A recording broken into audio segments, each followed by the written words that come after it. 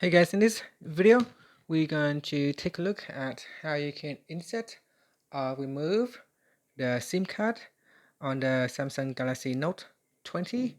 So here I have a SIM card. I'm just going to remove it out and we'll start at the beginning.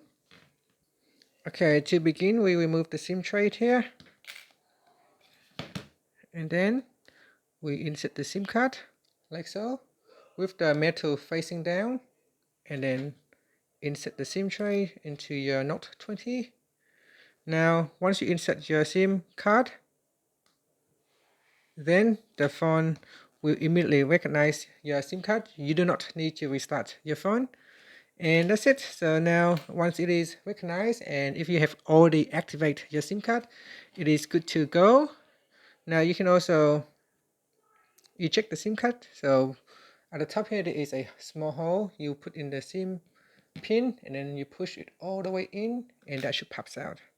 Once it pops out, you can then remove the SIM card and then insert the SIM tray, and that's it. That's all you have to do, and that's it. Thank you for watching this video. Please like and subscribe to my channel for more videos.